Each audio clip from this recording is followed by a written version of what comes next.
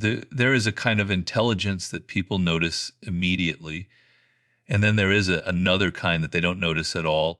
The second kind is far more dangerous because it doesn't announce itself.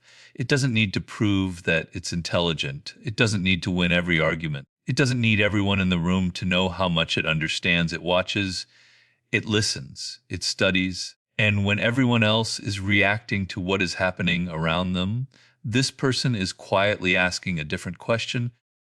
What am I missing? That question alone can separate you from most people because most people don't spend enough time alone to actually think. They consume what everyone else is consuming. They repeat what everyone else is saying. They react to whatever emotion is placed in front of them. And then they call that thinking. But intelligence becomes something much more powerful when you can use it without needing an audience. There are 6 things that highly intelligent people often do alone, and the interesting part is that none of them look impressive from the outside. In fact, some of them can make you look strange. But if you recognize yourself in these 6 behaviors, you may have developed a kind of intelligence that is much harder to manipulate. The first thing intelligent people do alone is observe people without needing to interact with them. Most people are obsessed with participating. They want to be noticed. They want to be liked. They want to contribute something to the conversation. They want people to know that they are there. But when you become comfortable sitting quietly and observing, something changes. You begin to notice patterns. You notice who interrupts whom. You notice who suddenly becomes more confident when their boss enters the room. You notice who changes their personality depending on who they're speaking to. You notice who constantly needs approval. You notice who laughs too loudly at someone's joke because they want something from that person. And slowly you begin to realize something uncomfortable. People say one thing, but their behavior often says something completely different. This is one of the reasons solitude can be so valuable. When you're constantly involved in the social game, you're too emotionally invested to see the game clearly. You're trying to defend yourself. You're trying to impress somebody. You're trying to be accepted. You're trying to win. But when you're alone, you can replay an interaction in your mind without the pressure of the moment. You can ask yourself, why did that person say that? Why did I react that way? What were they really trying to get? And why did I feel the need to respond? That last question is especially important because intelligent people don't only study other people, they study themselves. The second thing you do alone, if your intelligence is becoming dangerous, is analyze your own mistakes instead of simply blaming other people. This is one of the hardest forms of intelligence because your first instinct after something goes wrong is almost always to protect your ego. They betrayed me. They misunderstood me. They were jealous. They were unfair. They didn't appreciate me. Maybe all of those things are true, but that isn't the most useful question. The more useful question is, what part did I play in creating this situation? Maybe you trusted the wrong person. Maybe you ignored obvious warning signs. Maybe you reacted emotionally. Maybe you talked too much. Maybe you tried too hard to be liked. Maybe you revealed information that should have remained private. Maybe you allowed someone to cross a boundary because you were afraid of losing them. This doesn't mean you should blame yourself for everything. That's another form of weakness. It means you should search for your own leverage. Because if everything is always somebody else's fault, then you have no power. If they caused everything, then they control everything. But if you can identify even a small part of your own behavior that contributed to the outcome, suddenly you have something you can change. And intelligent people understand this. They don't ask only, who hurt me? They ask, what did this experience teach me about people, and what did it teach me about myself? That is how pain becomes information. The third thing intelligent people do alone is think deeply before making decisions. Most people make decisions emotionally and then create explanations afterward. They get angry and then they find reasons why they were justified. They become jealous and then they convince themselves they were simply being observant. They become afraid and then they call it intuition. They want something badly, and suddenly every piece of evidence seems to support what they already wanted to believe. This is one of the great dangers of the human mind. We don't naturally search for truth. We often search for confirmation. So intelligent people create distance between the emotion and the decision. They don't immediately respond. They wait, they sleep on it, they walk, they write, they think, Right. and sometimes they do absolutely nothing. Because silence gives your emotions time to reveal themselves. You may think you desperately need to send that message tonight. Wait until tomorrow. You may think you need to confront someone immediately. Wait, you may think you need to quit everything and start over. Wait, because sometimes the strongest response to an emotional impulse is simply not obeying it. This is where solitude becomes a weapon. When you're alone, nobody is pushing you toward a reaction. Nobody is telling you what you should feel. Nobody is feeding your anger. You can finally hear your own thoughts.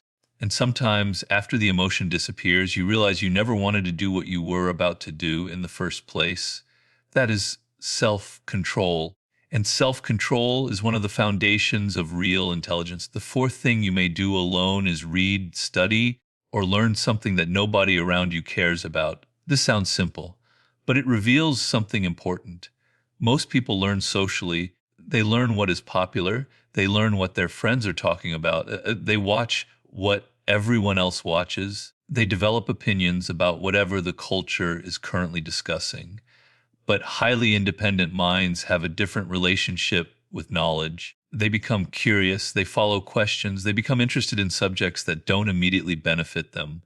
History, psychology, human behavior, philosophy, strategy, science, art, business. They might spend hours studying something simply because they want to understand it. And this creates an unusual advantage. You start connecting ideas that other people keep separated. You read about ancient civilizations and suddenly understand something about modern politics. You study psychology and begin seeing patterns in your workplace. You study history and realize that human beings repeat many of the same mistakes under different names. You study human nature and suddenly understand why someone who constantly criticizes others may actually be protecting a fragile ego. Knowledge becomes dangerous when you stop collecting facts and start connecting patterns. And that usually happens in solitude because deep thinking requires uninterrupted attention. You cannot build a powerful mind if every 5 minutes somebody else is telling you what to think. The fifth thing intelligent people do alone is imagine future scenarios, not fantasies. Scenarios, there is a difference. Fantasy says everything is going to work out perfectly. Intelligence says, what could go wrong? What would I do if it did? What is this person likely to do next? If I choose this path, where does it lead me in 6 months? What happens if I succeed? What happens if I fail? What am I not seeing? This kind of thinking gives you something most people lack: preparation. Most people wait for reality to hit them before they think about what reality requires. Intelligent people mentally rehearse. They imagine the conversation before they have it. They anticipate resistance before they encounter it. They think about incentives. They ask what people want. They ask what people fear. They ask what could change the situation. And because they've already thought through several possibilities, they appear calm when everyone else is surprised. People might call them naturally confident, but sometimes what you're seeing isn't confidence, it's preparation. They've already had the argument in their head. They've already considered the rejection. They've already imagined the difficult conversation. They've already thought about what they will do if the plan fails. So when reality arrives, it doesn't completely overwhelm them. They've met it before. The sixth thing is perhaps the most important. Intelligent people can sit alone with themselves without needing constant stimulation. This is becoming increasingly rare. The moment people feel bored, they reach for the phone. The moment they feel uncomfortable, they scroll. The moment they feel lonely, they open an app. The moment they have nothing to do, they consume something. And slowly, they lose the ability to hear themselves think. But your mind needs empty space. Some of your best ideas will not arrive while you're consuming information. They arrive afterward, while you're walking, while you're sitting quietly, while you're driving, while you're staring out of a window, while you're doing something completely ordinary, because your brain finally has room to connect things. This is why solitude and isolation are not the same thing. Isolation cuts you off from people. Solitude gives you access to yourself. You need both sides. You need people because human beings are social animals. You need relationships. You need conversation. You need disagreement. You need other perspectives. But if you never step away from the crowd, you can become psychologically dependent on it. And then you stop knowing what you actually believe. You believe what your group believes. You become angry because your group is angry. You hate someone because your group hates them. You support someone because everyone around you supports them. And eventually, you confuse belonging with thinking. That's dangerous because the moment you become dependent on the approval of a group, someone else can control your emotions simply by threatening to remove that approval. Real intelligence requires a certain degree of independence. You must be able to say, maybe everyone around me is wrong. And you must also be able to say, maybe I'm wrong. Both require strength. The first protects you from conformity. The second protects you from arrogance. And this is where intelligent people become difficult to manipulate. They don't immediately believe compliments. They don't immediately believe criticism. They don't automatically trust authority. They don't automatically distrust authority either. They examine, they compare, they observe, they wait, they ask what the person wants. They ask what incentive is operating beneath the words because every person has motives. And one of the biggest mistakes you can make is assuming that because someone sounds sincere, their motives must be pure. People can sincerely believe their own lies. People can sincerely justify selfish behavior. People can sincerely believe they are helping you while actually helping themselves. Human beings are complicated, and intelligence isn't about becoming cynical about everyone. It's about becoming realistic enough to see people as they are, including yourself. Because the most dangerous person isn't the person who knows everything, it's the person who understands how little they know. That person remains curious. They remain flexible. They can change their mind. They can admit a mistake. They can listen without immediately preparing a response. They can walk away from an argument. They don't need to win. They can remain silent when speaking would only expose insecurity, and they can spend an evening alone without feeling like something is wrong with them. That is a very different kind of strength because eventually solitude reveals what the crowd has been hiding. You begin to see which ambitions are actually yours, which friendships are genuine, which relationships are based on fear, which goals were given to you by your parents, your culture, your friends, or social media. And you start asking a much more uncomfortable question. If nobody knew what I was doing, would I still want this? That's a powerful question because a surprising amount of human behavior is performance. We want people to see us as successful. We want people to see us as attractive. We want people to see us as intelligent. We want people to see us as powerful. But when you're alone, none of that matters. There is no audience. There is only you. And that's why solitude can either destroy you or develop you. If you use it to escape reality, it becomes isolation. If you use it to understand reality, it becomes training. So if you find yourself doing these 6 things alone, don't immediately assume something is wrong with you. Maybe you're developing the ability to observe without reacting. Maybe you're learning from your mistakes. Maybe you're thinking before you act. Maybe you're following knowledge instead of trends. Maybe you're preparing for the future. Maybe you're finally becoming comfortable enough with silence to hear your own mind. And if that's happening, protect it because the world will constantly try to interrupt it. There will always be another notification, another opinion, another argument, another trend, another person telling you who you're supposed to be. But your mind becomes powerful when you can step away from all of that and ask yourself, what do I actually think? What do I actually want? And what am I willing to do about it? That's where intelligence stops being information. It becomes judgment. It becomes self-control. It becomes awareness. And eventually it becomes power. Because the person who understands themselves doesn't need to constantly prove themselves to other people. They become quieter, more patient, more observant, and much harder to manipulate. That is the kind of intelligence people don't notice until it's too late. There is another side to intelligence that most people never talk about. It isn't about how quickly you can solve a problem. It isn't about how many books you've read, and it certainly isn't about being the smartest person in the room. Real intelligence is often revealed by what you do when nobody is watching. Because when you're alone, there is no social pressure telling you how to behave. No one is applauding you. No one is judging you. No one is telling you what the correct answer is. And that is exactly why solitude can expose the truth about your character. The first thing highly intelligent people often do alone is question their own assumptions. Most people don't actually examine their beliefs. They inherit them from their parents, from their friends, from their culture, from their political tribe, from the people they admire. And because those beliefs have been repeated for years, they begin to feel like facts. But an intelligent person eventually becomes suspicious of certainty.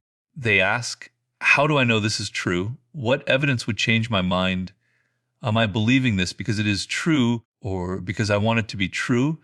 That last question is brutal because sometimes we don't defend an idea because the idea is correct. We defend it because our identity is attached to it. If someone attacks the idea, we feel as if they're attacking us. So we become emotional. We stop listening. We start looking for ways to defeat the other person rather than understand the argument. But intelligence requires distance. You need enough distance from your own opinions to examine them as if they belong to someone else. And that is much easier to do alone. When you're alone, you can admit something you would never admit in front of your friends. Maybe I was wrong. That sentence can completely change your life because the person who cannot admit they are wrong has placed a ceiling on their intelligence. They can only learn information that confirms what they already believe. The second thing intelligent people do alone is replay conversations. Not because they're socially anxious, because they're studying human behavior. There is a difference. After an important conversation, they may ask themselves, why did that person become defensive? Why did I become defensive? Why did they suddenly change their tone? Why did I reveal that information? Why did I feel the need to impress them? Why did I become uncomfortable when they challenged me? This is where self-awareness develops.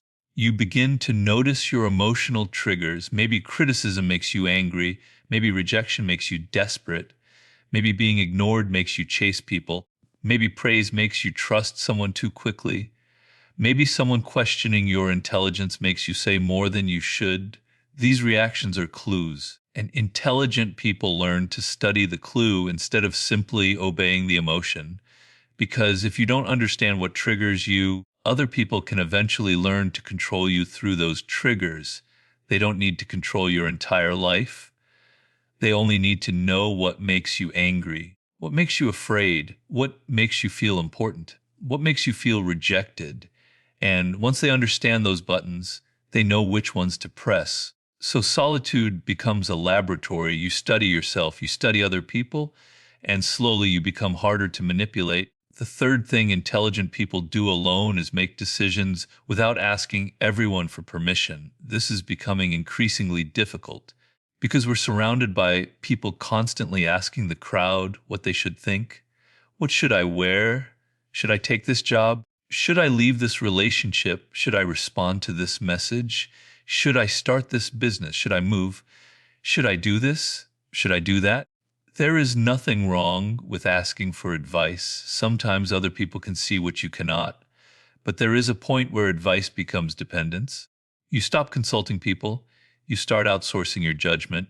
And that's dangerous because eventually you don't know what you want unless someone else validates it. Intelligent people listen to advice, but they make the final decision themselves. They understand that other people can give you information. They cannot give you your life. Only you have to live with the consequences. So they go away. They sit alone. They write down the options. They consider the risks. They think about what they really want. And then they decide, not because they're certain, because certainty rarely exists. They decide because they are willing to accept responsibility. That is maturity. And responsibility is closely connected to intelligence. The fourth thing intelligent people do alone is think about death. This sounds dark, but it can be one of the most clarifying exercises a person can perform. You don't have to become obsessed with death. You simply have to remember that your time is limited, because when you remember that, many things lose their power over you. The opinion of a stranger becomes smaller, a pointless argument becomes less important.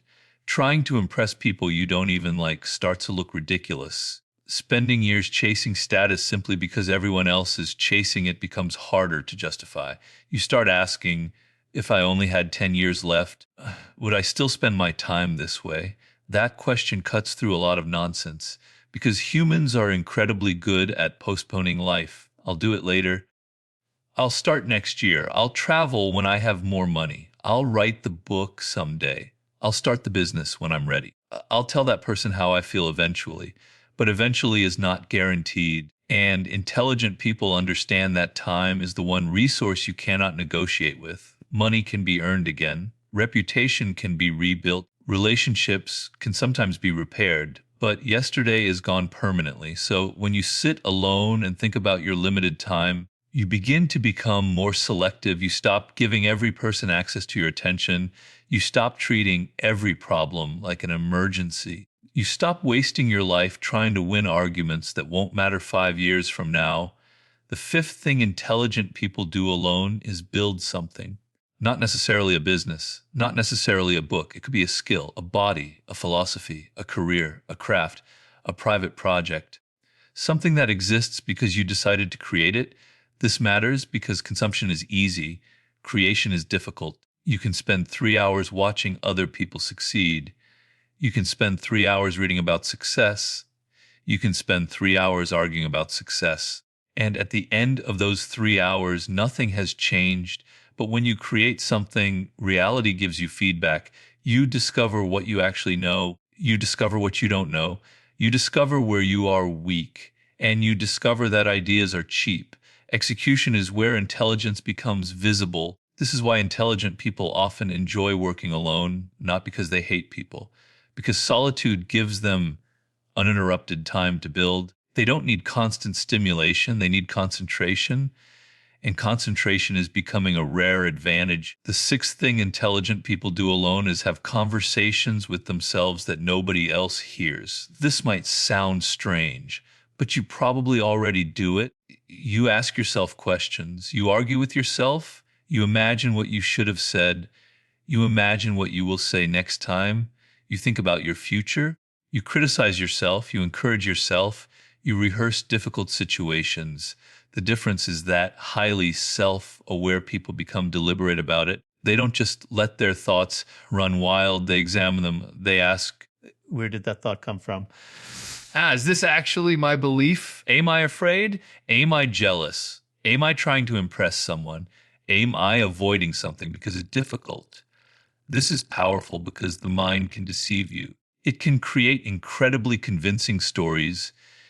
You can convince yourself that you don't want something simply because you're afraid you might fail. You can convince yourself that you don't care about someone because you are afraid they don't care about you. You can convince yourself that you're being logical when you're actually protecting your ego.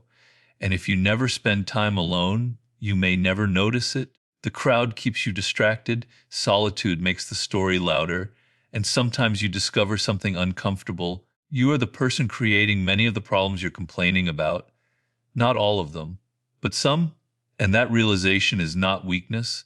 It is freedom, because once you see your role, you can change it. There is another thing that intelligent people understand about solitude. They don't confuse being alone with being superior. This is important because once you discover the power of solitude, there is a temptation to become arrogant. You start thinking, everyone else is stupid. I don't need anybody. People are beneath me. That isn't intelligence. That's insecurity wearing the clothes of intelligence. Human beings need other human beings. You need relationships. You need criticism. You need friendship. You need people who disagree with you. You need people who can tell you when you're wrong. The purpose of solitude isn't to escape humanity. It's to return to humanity with a clearer mind. You step away from the crowd so you can see the crowd. You step away from your emotions so you can understand them. You step away from your desires so you can decide which ones are actually worth pursuing, and then you return. That is the balance, because isolation can make you paranoid, but solitude can make you perceptive. Isolation makes you suspicious of everyone. Solitude helps you understand people. Isolation makes you retreat from life. Solitude prepares you to engage with life more intelligently. And there is one final sign that your intelligence is becoming dangerous. You stop needing to prove it. You don't need to tell people how intelligent you are. You don't need to dominate every conversation. You don't need to correct everyone. You don't need to win every argument. You don't need to make people feel inferior so you can feel superior. You become comfortable with silence. And that changes how people experience you. Because when someone isn't desperate to be seen, they become harder to read. When someone isn't desperate for approval, they become harder to control. When someone isn't desperate to speak, their words carry more weight when they finally speak. And when someone can sit alone without feeling empty, they become much less vulnerable to manipulation. That is the real power of intelligence. Not knowing everything, but knowing yourself well enough that other people cannot easily use your emotions against you. Knowing human nature well enough that you don't take every behavior personally. Knowing your weaknesses well enough that you don't have to pretend they don't exist. And knowing your time is limited enough that you stop wasting it on things that don't deserve you. So, if you enjoy being alone sometimes, don't automatically assume you're becoming disconnected. Ask yourself what you're doing with that solitude. Are you hiding? Are you thinking? Are you escaping? Or are you preparing? Are you consuming? Hmm. Or are you creating? Are you complaining about your life? Or are you studying how you contributed to it? Because the same solitude can produce two completely different people. One becomes bitter, the other becomes powerful. One uses isolation to avoid reality, the other uses solitude to understand reality. And eventually, you can tell the difference. The intelligent person doesn't become dangerous because they know more than everyone else. They become dangerous because they can think clearly when everyone else is emotional. They can remain calm when everyone else is reacting. They can question themselves when everyone else is certain. They can walk away when everyone else is desperate to be accepted. And most importantly, they can spend time alone without losing themselves.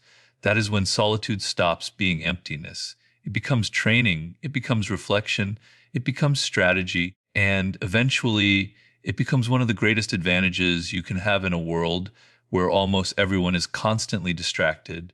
Because when everyone else is listening to the noise, the person who can still hear their own mind has an enormous advantage.